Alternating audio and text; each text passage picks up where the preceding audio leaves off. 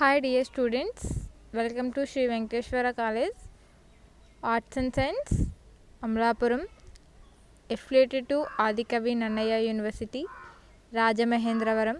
Okay, now we have discussed topic third year marketing paper. Explain the topic. Channels for industrial products. Channels for industrial products అనేవి ఏంటంటే సాంప్రదాయ marketing పంపిణీ మార్గాల వర్గీకరణ. Channels distributions productions. Channel for distribution products గురించి కూడా మనం క్లాస్లో చెప్పుకున్నాం. అంతకుముందు క్లాస్లో ఛానల్ డిస్ట్రిబ్యూషన్ గురించి చెప్పుకున్నాం, ఛానల్స్ ఫర్ డిస్ట్రిబ్యూషనల్ ఛానల్స్ గురించి చెప్పుకున్నాం. సేమ్ దాన్ని యాజ్ ఇట్ ఈజ్గా ఛానల్స్ ఫర్ ఇండస్ట్రియల్ ప్రొడక్ట్స్ గురించి మనం చెప్పుకోబోతున్నాం. ఈ ఛానల్స్ ఫర్ ఇండస్ట్రియల్ ప్రొడక్ట్స్ అనేవి ఛానల్ని డిస్ట్రిబ్యూట్ చేసే విధానాన్ని పోలి ఉంటాయని కూడా చెప్పుకోవచ్చు. ఈ ఛానల్స్ డిస్ట్రిబ్యూషన్ విధానం అనేది ఎలా ఉంటుందంటే, ఛానల్స్ డిస్ట్రిబ్యూటర్స్ అనేవాళ్ళు ఎలా ఉంటారంటే, ఈ ఛానల్స్ డిస్ట్రిబ్యూటర్స్ అనేవాళ్ళు ఉత్పత్తిదారులు. ఈ ఉత్పత్తిదారుల నుండి వినియోగదారులు రావడం జరుగుతుంది. వినియోగదారు నుంచి డైరెక్ట్ డిస్ట్రిబ్యూషన్ వే అంటే ప్రత్యక్ష పంపిణీ మార్గాలు అనేవి రావడం జరుగుతుంది. ఉత్పత్తిదారులు అలాగే వినియోగదారుడు, ప్రత్యక్ష పంపిణీ మార్గం, ఇదంతా ఒక ప్రొసీజర్లో వెళ్ళడం జరుగుతుంది. నెక్స్ట్ వే వచ్చేసరికి డిస్ట్రిబ్యూటర్స్, ఉత్పత్తిదారుడు. ఈ ఉత్పత్తిదారుడు చిల్లర వర్తకుడు, వినియోగదారుడు. ఉత్పత్తిదారుడు, చిల్లర వర్తకుడు, వినియోగదారుడు. అలాగే థర్డ్ వన్ ఉత్పత్తిదారుడు, టోకు వర్తకుడు, వినియోగదారుడు. కనెక్షన్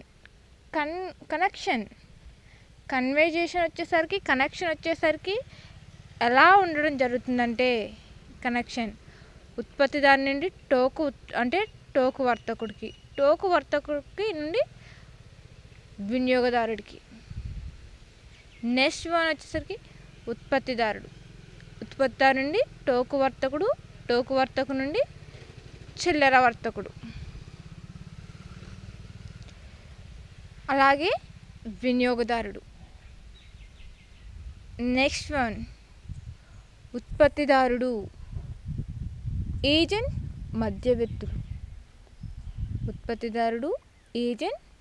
మధ్యవర్తులు. నెక్స్ట్ వన్ టోకు వర్తకుడు. నెక్స్ట్ వన్ చిల్లర వర్తకుడు. నెక్స్ట్ వన్ వినియోగదారుడు. ఇక్కడ వే ఆఫ్ కనెక్షన్ అనేది ఎలా ఉంటుందంటే, ఉత్పత్తిదారుడు, చిల్లర వర్తకుడు, వినియోగదారుడు. దీన్ని బేస్ చేసుకుని వినియోగదారుడు, చిల్లర వర్తకుడు, టోకు వర్తకుడు, ఏజెంట్, మధ్యవర్తులు, ఉత్పత్తిదారులు. ఇక్కడ వినియోగదారుడు అంటే ఇండైరెక్ట్ డిస్ట్రిబ్యూషన్ మార్గం.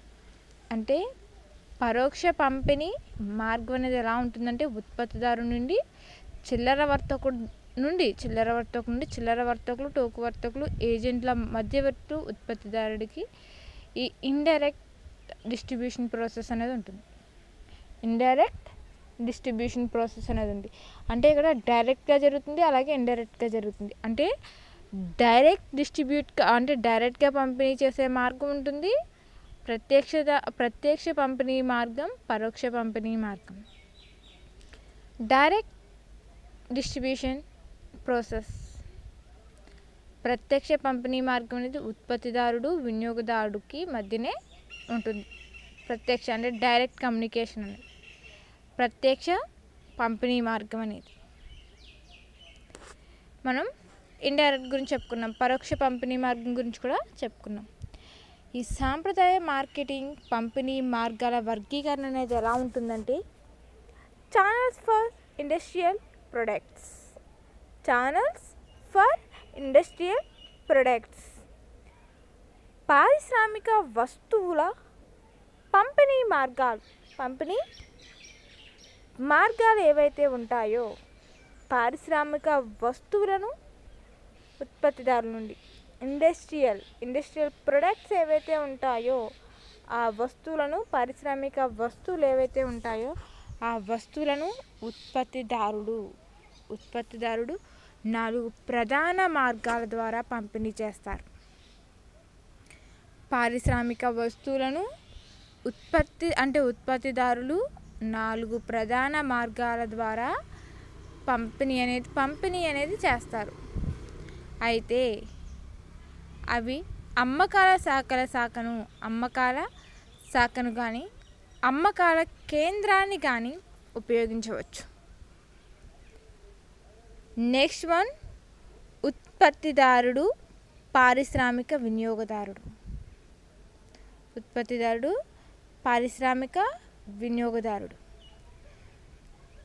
జనరేటర్లు, ఉష్ణపరచు ప్లాంట్ వంటి భారీ పరికరాలు స్థాపించుటకు ఈ పంపిణీ మార్గాన్ని ఉపయోగిస్తారు. ఈ డిస్ట్రిబ్యూటర్స్ ఎవరైతే ఉంటారో, ఉత్పత్తి పంపిణీదారులు ఎవరైతే ఉంటారో, ఉత్పత్తిదారులు, పారిశ్రామిక వినియోగదారుడు, జనరేటర్లు, అలాగే ఉష్ణపరచు ప్లాంట్ వంటి భారీ పరికరాలు ఏవైతే ఉంటాయో, భారీ పరికరాలు స్థాపించుటకు ఈ పంపిణీ మార్గాన్ని ఉపయోగిస్తారు.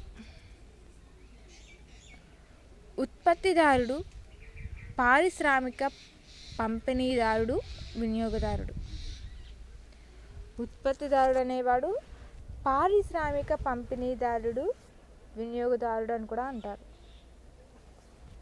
ఈ పంపిణీ మార్గంను చిన్న సహాయక సాధనాలు, భవన నిర్మాణ సామాగ్రి, ఎయిర్ కండిషన్ పరికరములు వంటివి స్థాపించుటకు మరియు అమ్ముటకు ఉపయోగపడుతుంది. ఇక్కడ పారిశ్రామిక పంపిణీదారులు ఎవరైతే ఉంటారో, ఉత్పత్తిదారుడు, పారిశ్రామిక పంపిణీ వినియోగదారులు ఎవరైతే ఉంటారో, ఈ పంపిణీ మార్గంను చిన్న సహాయక సాధనాలు ఏవైతే ఉంటాయో, చిన్న సహాయక సాధనాలు, భవన నిర్మాణ సామాగ్రి, ఎయిర్ కండిషన్స్ పరికరాలు వంటి స్థాపించుటకు కూడా మరియు అమ్ముటకు ఉపయోగపడుతుంది. ఉత్పత్తిదారుడు అనేవాడు ఏజెంట్ వినియోగదారుడు.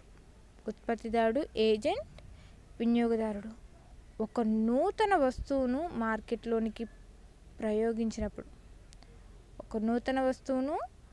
మార్కెట్లోనికి ప్రవేశించినప్పుడు లేదా కొత్తగా మార్కెట్లో ప్రవేశించడానికి ఈ పంపిణీ మార్గం ఎంతో ఉపయుక్తంగా ఉంటుంది. ఒక నూతన వస్తువును తయారు చేసినప్పుడు దానిని మార్కెట్లో ప్రవేశపెట్టడానికి, దానిని ఉపయోగించినప్పుడు, అంటే టెస్ట్ చేసినప్పుడు, కార్స్ కానీ, బైక్స్ కానీ, ప్రొడక్ట్స్ కానీ, మెడికల్ కానీ, ఇవన్నీ కూడా అవి ఉపయోగించినప్పుడు, టెస్టింగ్ చేసినప్పుడు, నూతన వస్తువులను మార్కెట్లోకి ప్రయోగించినప్పుడు లేదా కొత్తగా మార్కెట్లో ప్రవేశించడానికి ఈ పంపిణీ మార్గం ద్వారా ఎంతో ఉపయుక్తంగా ఉండడం అనేది జరుగుతుంది. నెక్స్ట్ వన్ వచ్చేసరికి ఉత్పత్తిదారుడు, ఏజెంట్, పారిశ్రామిక పంపిణీదారుడు, వినియోగదారుడు. ఒక పంపిణీ మార్గ ఆకృతిని రూపొందించుటకు ముందుగానే వస్తువులను మార్కెట్లోనికి ప్రవేశపెట్టుటకు గల కారణాలను మార్కెట్లో వ్యాపారం చేస్తున్న సంస్థలు ఏవైతే ఉంటాయో ఆధారంగా చేసుకొని సమాచారాన్ని సేకరించి ఆ కారకాలను దిగువ చర్చించడం జరిగింది. ఒక పంపిణీ మార్గ ఆకృతిని రూపొందించుటకు ముందుగానే వస్తువులను మార్కెట్లోనికి ప్రవేశపెట్టుటకు గల కారణాలు, మార్కెట్ వ్యాపారం చేస్తున్న సంస్థలు ముందుగానే వస్తువులను మార్కెట్లోనికి ప్రవేశపెట్టుటకు గల కారణాలు, మార్కెట్లో వ్యాపారం చేస్తున్న సంస్థలను ఆధారంగా చేసుకుని సమాచారము సేకరించాలి. ఈ కారకాలను దిగువ చర్చించడం అనేది జరుగుతుంది. సాంప్రదాయ రహిత పంపిణీ మార్గాలను ఈ పటం ద్వారా తెలుసుకోవచ్చు. సాంప్రదాయ పంపిణీ మార్గాలు అనేవి ఈ పటం ద్వారా మనం తెలుసుకోవచ్చు. సాంప్రదాయ రహిత పంపిణీ ఎలా ఉంటుందంటే, సాంప్రదాయ రహిత పంపిణీ, ఈ సాంప్రదాయ రహిత పంపిణీ బిలో ఇక్కడ ఈ గ్లోబల్ ఆకారంలో ఏదైతే ఉందో, ఒక చక్రం, ఒక సైకిల్, ఒక రౌండ్ టైప్లో ఏదైతే ఉందో, అంటే దీన్ని ఒక గ్లోబ్గా కూడా వివరించవచ్చు. ఒక గ్లోబల్ వైజ్ సమతల పంపిణీ మార్గం అనేది ఎలా ఉంటుందంటే, ఈ రెండు కూడా, ఈ డయాగ్రామ్ రెండు వైపులన కూడా సమాంతరంగా, ఈ మధ్యన ఒక యాపిల్, మనం ఒక యాపిల్ కావచ్చు లేదా ఒక గుండ్రటి బాల్ని కట్ చేసినట్లయితే ఏమవుతుందో, సమాంతరంగా రెండు చెక్కలు, యాపిల్ని కట్ చేస్తే సమాంతరంగా రెండు చెక్కలు ఎలా అయితే అవుతుందో, 2 పీసెస్ ఎలా అయితే అవుతాయో, ఇక్కడ కూడా సమాంతర సమతుల పంపిణీ మార్గం ఒక వే. నెక్స్ట్ సాంప్రదాయ రహిత పంపిణీ వే, ఇది బాటమ్ అండ్ టాప్. ఫస్ట్ పాలనా పంపిణీ అనేది ఉండడం జరుగుతుంది. సాంప్రదాయ రహిత పంపిణీలలో ఊర్వ పంపిణీ మార్గం అనేది ఉంటుంది. ఈ ఊర్వ పంపిణీ మార్గం అనేది దాని నెక్స్ట్, అంటే దాని పైన ఉండే స్టేజ్ ఎలా ఉంటుందంటే, పాలన పంపిణీ మార్గం, కాంట్రాక్ట్ సంబంధిత పంపిణీ, కార్పొరేట్ పంపిణీ. పాలన పంపిణీ ఉంటుంది, కాంట్రాక్ట్ సంబంధిత పంపిణీ ఉంటుంది, కార్పొరేట్ పంపిణీ అనేది ఉంటుంది. ఇవన్నీ టాప్ టు బాటమ్ కింద చెప్పచ్చు. సాంప్రదాయ రహిత పంపిణీ మార్గం, సాంప్రదాయ రహిత పంపిణీ మార్గాలు, ఊర్వ ఏకీకృత పంపిణీ మార్గాలు. ఊర్వ ఏకీకృత పంపిణీ మార్గాలు సంస్థలోని వివిధ అంచెలను సమన్వయపరుస్తూ వస్తు పంపిణీ చేయుటకు ఈ మార్గాన్ని ఉపయోగిస్తారు. ఊర్ధ్వ ఏకీకృత పంపిణీ మార్గాలు అనేవి ఏ విధంగా ఉంటాయంటే, సంస్థలో కావచ్చు, ఆర్గనైజేషన్లో కావచ్చు, డిఫరెంట్ టైప్స్ అంచెలంచెలుగా వివిధ అంచెలను సమన్వయపరుస్తూ, ఒకదాన్ని ఒకటి సమన్వయపరుస్తూ వస్తు పంపిణీ చేయుటకు ఈ మార్గాన్ని ఉపయోగిస్తారు. వస్తువును పంపిణీ చేయుటకు, డిస్ట్రిబ్యూట్ చేయడానికి, ప్రొడక్ట్స్ని డిస్ట్రిబ్యూట్ చేయడానికి ఈ మార్గాన్ని అనేది ఉపయోగిస్తారు. ఈ పంపిణీ విధానంలో వృత్తిపరమైన నిర్వాహకులు నిర్వహించే సేవలలో వంచనలను తొలగించుటకు, బేరమాడుటకు, మార్కెట్ పరిమాణమును బట్టి పొదుపు చేయుటకు ఏర్పాట్లు చేస్తారు. సంస్థలోని వివిధ అంచెలను సమన్వయపరుస్తూ వస్తువు పంపిణీ ఏదైతే ఉంటుందో ఆ వస్తువు పంపిణీ చేయుటకు ఈ మార్గాన్ని ఉపయోగిస్తారు. పంపిణీ విధానంలో వృత్తిపరమైన నిర్వాహకులు నిర్వహించే సేవల్లో అవాంఛనలు ఏవైనా ఎదుర్కొన్నట్లయితే తొలగించుటకు, బేరమాడుటకు, మార్కెట్ పరిమాణమును బట్టి పొదుపు చేయుటకు ఏర్పాటు చేస్తారు. ఎగ్జాంపుల్ ఉదాహరణ చెప్పాలి అంటే, ఎగ్జాంపుల్కి చెప్పాలి అంటే టూరిజం. టూరిజం పరిశ్రమల యందు, అంటే టూరిజం పరిశ్రమల యందు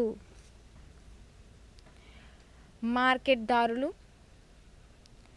పలహారశాలలు నిర్వాహకులతో, రవాణా సంస్థల అధికారులతో ఒప్పందాలు చేసుకొని యాంత్రికుల సౌకర్యాన్ని ఏర్పాటు చేస్తాయి. ఇక్కడ ఎగ్జాంపుల్కి చెప్పాలంటే టూరిజం వంటి పరిశ్రమల యందు మార్కెట్దారులు, పలహారశాలలు నిర్వాహకులతో, రవాణా సంస్థలు అధికారులతో ఒప్పందం చేసుకుని యాంత్రికుల సౌకర్యానికి ఏర్పాట్లు అనేవి చేస్తాయి. ఈ విధమైన పంపిణీ మార్గంలో కార్పొరేట్ పంపిణీ పద్ధతిని, ఒప్పందపు పంపిణీ పద్ధతి, పాలక పంపిణీ పద్ధతి అనే 3 రకాలుగా ఉంటాయి. ఈ విధమైన పంపిణీ మార్గంలో కార్పొరేట్ పంపిణీ పద్ధతి, ఒప్పందపు పంపిణీ పద్ధతి, పాలక పంపిణీ పద్ధతి అనే 3 రకాలుగా ఉండడం అనేది జరుగుతాయి.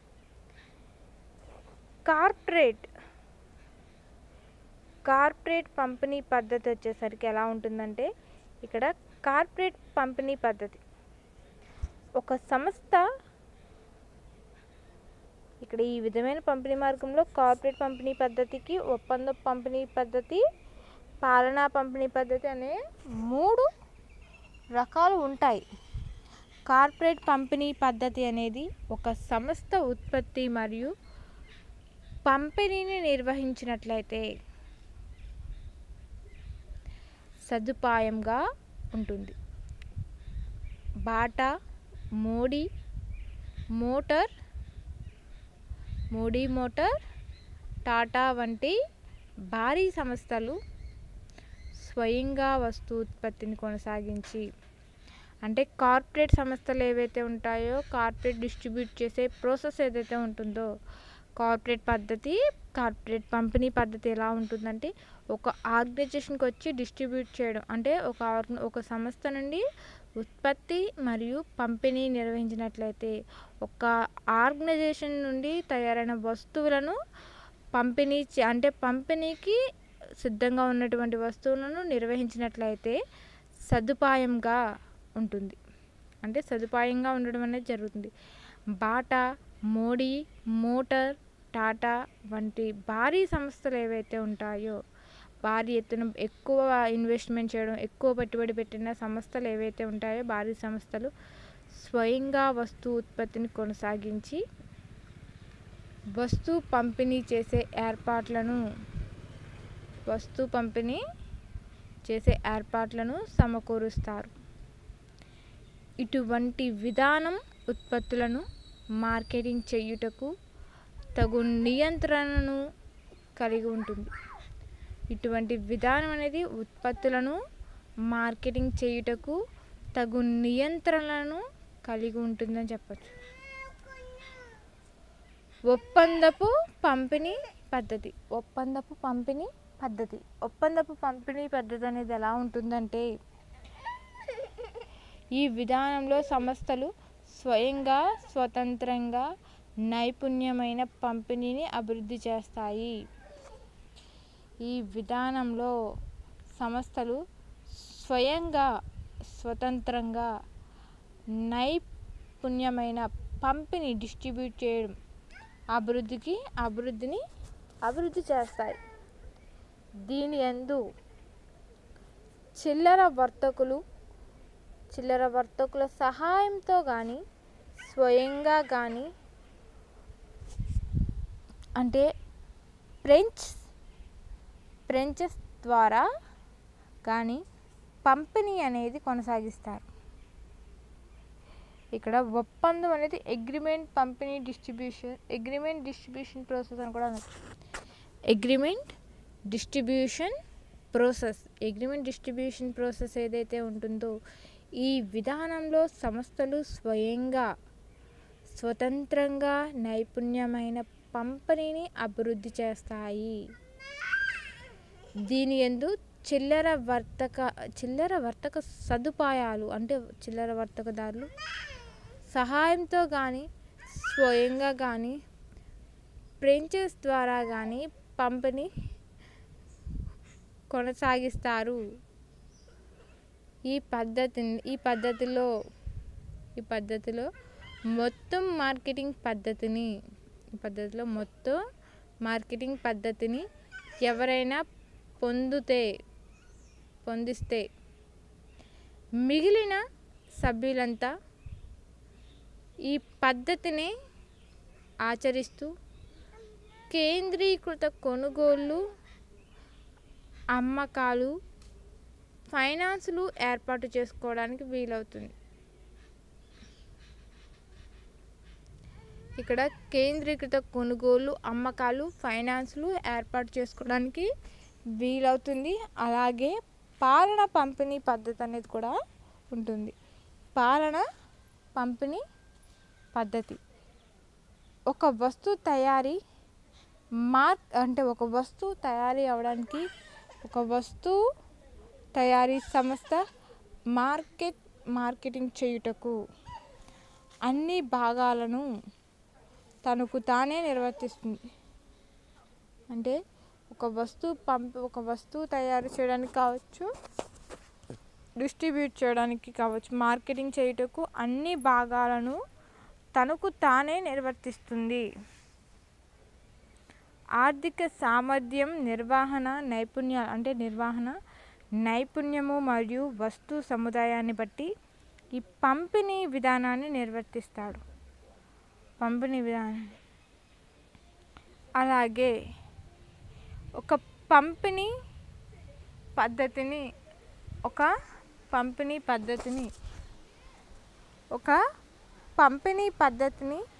ఎంచుకొనుటకు పూర్వము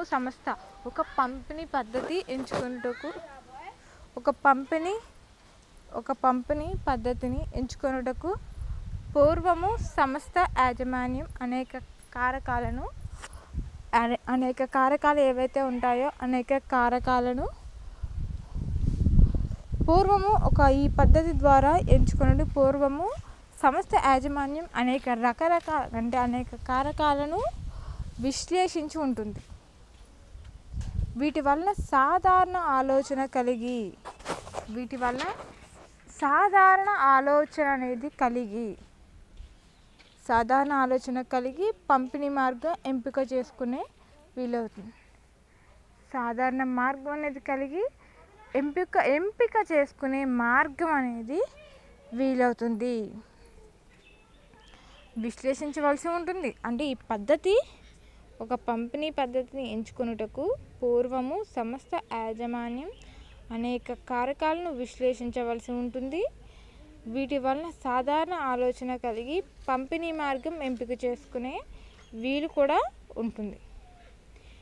ఈ కారకాలు స్థిరమైనవి కావు. ఈ కారకాలు ఏవైతే ఉంటాయో అవి స్థిరమైనవి కావు. కానీ కొన్ని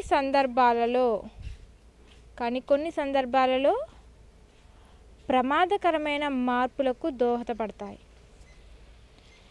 అందువలన ఉత్పత్తిదారుడు తరచుగా పంపిణీ విధానమును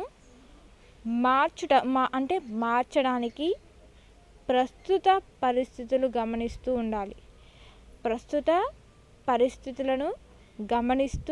ఉండాలి. పంపిణీ పద్ధతులు వివిధ అంశాలతో కూడిన కారకాల దృష్ట్యా ఒక పంపిణీ విధానంలో అనేక అంచెలు ఉంటాయని చెప్పవచ్చు.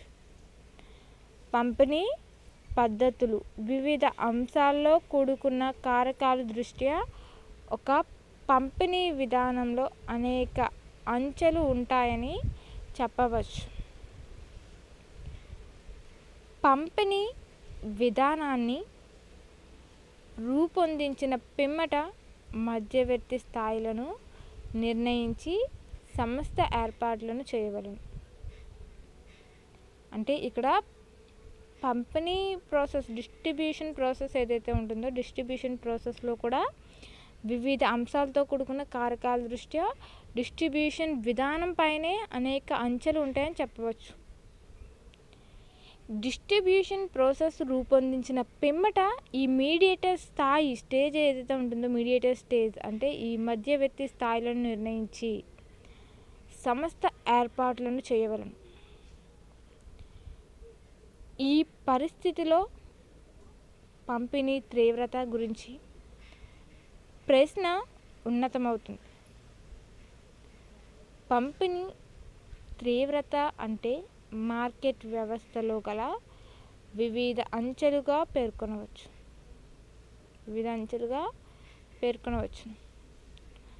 ఎగ్జాంపుల్, ఉదాహరణకు పంపిణీ విస్తృతిని బట్టి ఎంత మేరకు అంచెలుగా రూపొందించవలనన్న ఆలోచన ఉత్పత్తిదారునికి కలుగుతుంది. రూపొందించాలన్న ఆలోచన అనేది ఉత్పత్తిదారునికి కలుగుతుంది. పంపిణీ విధానాన్ని బట్టి ప్రత్యామ్నాయ పద్ధతులుగా మూడింటిని పేర్కొనవచ్చు. ఇంటెంటివ్ డిస్ట్రిబ్యూషన్ ఒకటి, second one selective distribution, special distributions. ఈ పంపిణీ విధానాన్ని బట్టి ప్రత్యామ్నాయంగా మూడింటిని పేర్కొనవచ్చు డిస్ట్రిబ్యూషన్ ప్రాసెస్లో. అవి మూడు తీవ్రమైన పంపిణీ అంటే ఇంటెంటివ్ డిస్ట్రిబ్యూషన్. సెకండ్ వన్ ఎంపిక ద్వారా పంపిణీ అంటే ఎంపిక అంటే సెలెక్టివ్ డిస్ట్రిబ్యూషన్. థర్డ్ వన్ ప్రత్యేక పంపిణీ, స్పెషల్ డిస్ట్రిబ్యూషన్.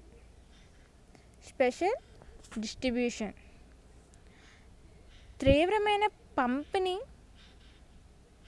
తీవ్రతర పంపిణీ విధానము అనగా ఒక వస్తువు అనేక ప్రాంతాలలో వివిధ అమ్మకాల కేంద్రముల ద్వారా అమ్మకము కొనసాగించు విధానము. ఈ విధానము ముఖ్య ఉద్దేశము ఏమిటంటే మార్కెట్ యందు కంపెనీ ఉత్పత్తులకు ప్రముఖ స్థాయిని కలిగించడమే. సాధారణంగా సౌలభ్య వస్తువులైన సిగరెట్లు, పళ్ళపొడి, పానీయాలు, గుడ్లు, బ్రెడ్, సబ్బులు, బిస్కెట్లు వంటివి ఈ విధానంలో పంపిణీ చేస్తారు. ఈ వస్తువులన్నింటికి సాధారణ ధర ఉన్నప్పటికీ ఎక్కువసార్లు కొనుగోలు చేస్తుంటారు. ఈ విధానంలో అమ్మకాలలో ఏ ఒక్క కొనుగోలుదారుడు కూడా అంటే సాధారణ సౌలభ్య వస్తువులైన సిగరెట్లు, పాలపొడి, పానీయాలు, గుడ్లు, బ్రెడ్, సబ్బులు, బిస్కెట్లు వంటివి ఈ విధానంలో పంపిణీ చేస్తారు, డిస్ట్రిబ్యూట్ చేస్తారు. వస్తువులన్నింటికి సాధారణ ధర ఉన్నప్పటికీ ఎక్కువసార్లు కొనుగోలు చేస్తుంటారు. వస్తువులన్నింటికి సాధారణ ధర ఉన్నప్పటికీ ఎక్కువసార్లు కొనుగోలు చేస్తూ ఉంటారు.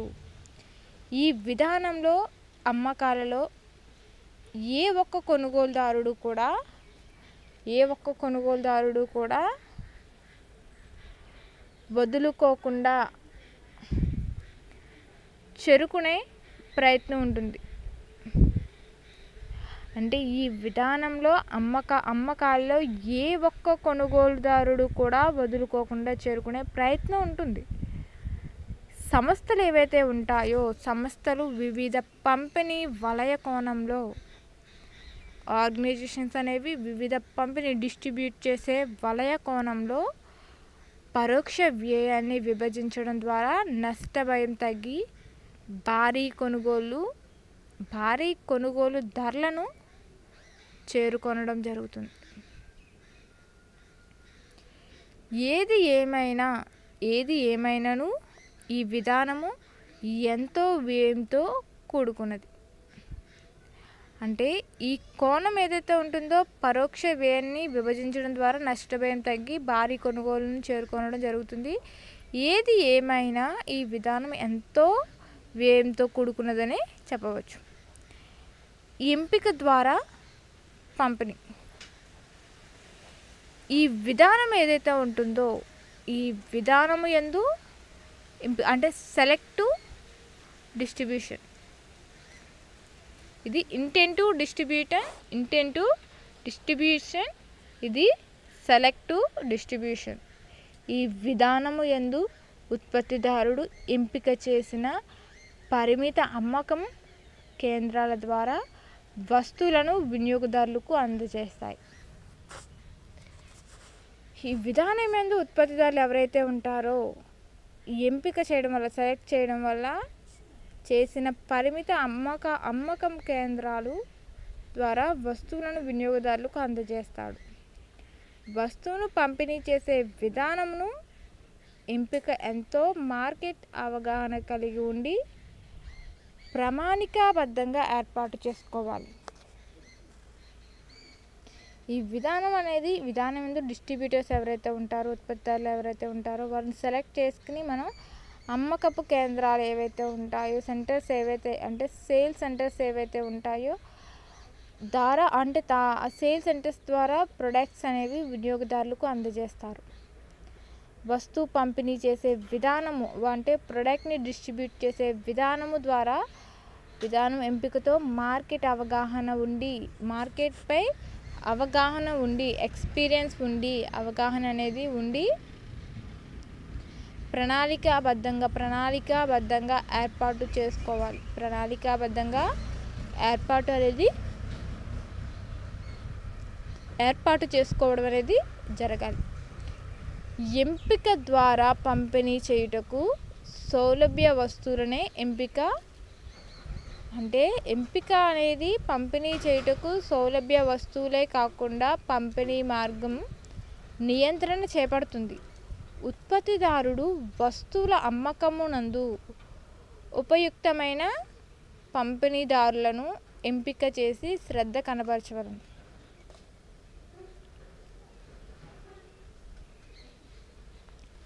ఉత్పత్తిదారులు ఎవరైతే ఉంటారో ఉత్పత్తిదారులు వస్తువుల అమ్మకమునందు ఉపయుక్తమైన పంపిణీదారులను ఎంపిక చేసి శ్రద్ధ కనబరచవలెను.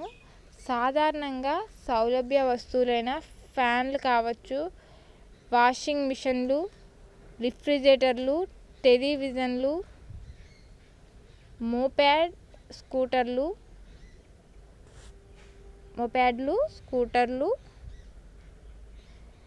వంటివే కాక అమ్మకాల తద్వారా సేవలందించే ఇతర వస్తువులు ఉత్పత్తిదారులు ఈ విధానాన్ని అమలుపరుస్తారు. అంటే సాధారణంగా సౌలభ్యమయ్యే వస్తువులనే ఫ్యాన్లు, వాషింగ్ మిషన్లు, రిఫ్రిజిరేటర్లు, టెలివిజన్లు, మోపాడ్లు, స్కూటర్లు వంటివే కాక అమ్మకాల తద్వారా సేవలందించే ఇతర వస్తువుల ఉత్పత్తిదారులు ఈ విధానాన్ని అమలు చేస్తారు. ఈ పద్ధతి ద్వారా, ఈ ప్రాసెస్ ద్వారా అనేక అడ్వాంటేజెస్ ఉంటాయి, అనేక ప్రయోజనాలు అనేవి ఉంటాయి. ఈ పద్ధతి ద్వారా అనేక ప్రయోజనాలు అనేవి ఉంటాయి. ఉత్పత్తిదారుడు తనకు సానుకూలమైన అమ్మకపు కేంద్రాన్ని ఎంచుకుంటాడు. ఈ విధానము తీవ్రమైన ఇంటెంటివ్ పంపిణీ విధానం. తీవ్రమైన పంపిణీ విధానము కంటే స్వల్ప వ్యయం అవుతుంది. ఉత్పత్తిదారునకు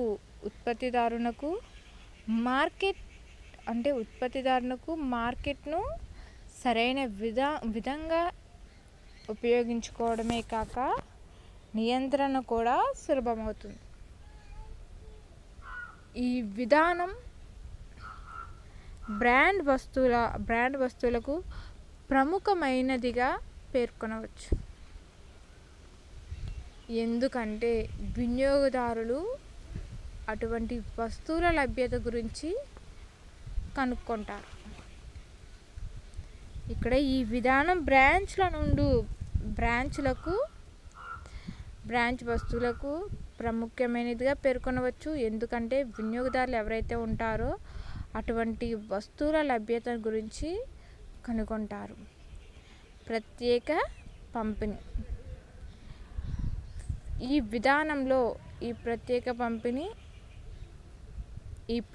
పంపిణీ ఏదైతే ఉంటుందో ఈ విధానం అనేది పరిమితమైన పంపిణీదారులకు వివిధ ప్రాంతాల్లో బ్రాండ్ వస్తువులను అమ్ముకునే హక్కులను ఉత్పత్తిదారుడు కల్పిస్తాడు. ఈ విధానంలో పరిమితమైన పంపిణీదారులు ఎవరైతే ఉంటారో పంపిణీదారులకు వివిధ ప్రాంతాలలో బ్రాండ్ వస్తువులను అమ్ముకునే హక్కులు ఉత్పత్తిదారులకు కల్పిస్తారు. ఈ ఉత్పత్తిదారులు ఎవరైతే ఉంటారో డిస్ట్రిబ్యూటర్స్ ఎవరైతే ఉంటారో మధ్యవర్తులతో ప్రత్యేకంగా అంగీకారము కుదుర్చుకొని ప్రత్యేకంగా సప్లై చేయు వస్తువులను మాత్రమే అమ్ముటకు ఏర్పాట్లు చేస్తాడు. ఉత్పత్తిదారుడు వీరికి కాక మరెవరికి అమ్మలేడు. ఉత్పత్తిదారుడు అనేవాడు వీరికి కాక మరెవ్వరికి కూడా అమ్మలేడు. సమతల పంపిణీ.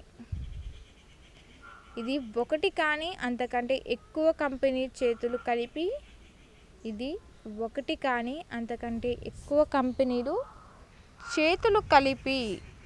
మార్కెట్ యందు గల అవకాశాలను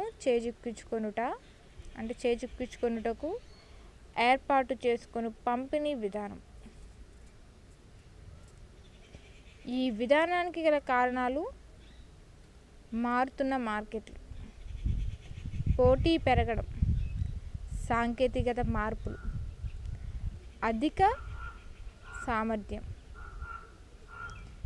వినియోగదారుల మారుతూ ఉన్న డిమాండ్, నష్టభయాన్ని పంపిణీ చేయుటకు. ఇక్కడ సమతుల పంపిణీ అనేది ఇది ఒకటి కానీ అంతకంటే ఎక్కువ పంపిణీ చేతులు కలిపి మార్కెట్ యందు గల అవకాశాలను చేజిక్కించుకునేందుకు ఏర్పాటు చేసుకుని పంపిణీ విధానం. ఈ విధానానికి గల కారణాలు మారుతున్న మార్కెట్లు, పోటీ పెరగడం, సాంకేతిక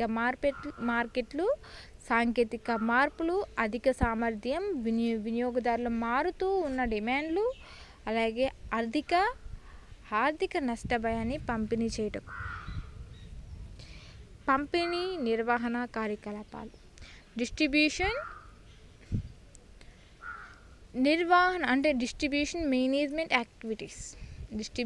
మేనేజ్మెంట్ యాక్టివిటీస్.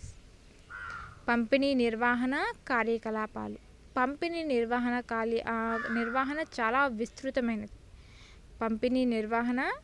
చాలా విస్తృతమైనది, వైవిధ్యమైనది. పంపిణీ నిర్వహణ కార్యకలాపాలు దిగువ పేర్కొనబడ్డాయి. ఆదేశించడం, సరుకు రవాణా, గిడ్డంగి, నిల్వ చేయడం, ప్రదర్శన, ప్రమోషన్, అమ్మకపు, సమాచార సేకరణ, ఇన్ఫర్మేషన్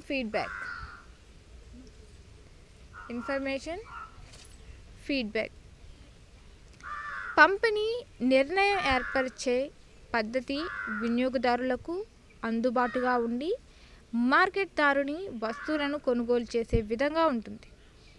ఏదైనా మార్కెట్దారుడు తమ వస్తువులను వినియోగదారుడు కొనుగోలు చేసే స్థాయికి చేరడం అనేది చాలా సంక్లిష్టం, కలహారం, ఖర్చుతో కూడుకున్నది.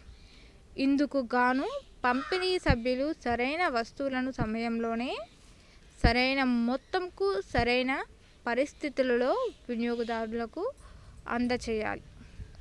వీటిని సాధించుటకు మార్కెట్దారుడు సరైన కృషి ఉంటుంది. పంపిణీ వినియోగదారులు మరియు పారిశ్రామికదారులు ఉపయుక్తమైనవిగా ఉండాలి. పంపిణీ నిర్ణయాల ప్రభావం భౌతిక వస్తువులపై ఎలా ఉంటుందనేది చాలా సులభంగా గమనించవచ్చు. ఉదాహరణకు డిటర్జెంట్ వస్తువుల వలన వాహన విడి భాగాలు వీటికే కాక పంపిణీ డిటర్జెంట్ వస్తువులు కూడా సమానమైన ప్రాముఖ్యాన్ని ఇస్తుంది. మార్కెట్ మార్గాలు ప్రయోజనాల్ని సృష్టిస్తుంది. వస్తు మార్పిడి సామర్థ్యం పెంపొందించి మార్కెట్లో డిమాండ్ అనేది పంపిణీ నిర్ణయాలు తీసుకోవాలనే ఈ క్రింది అంశాలు అనేది లోనికి తీసుకురావాల్సి ఉంటుంది.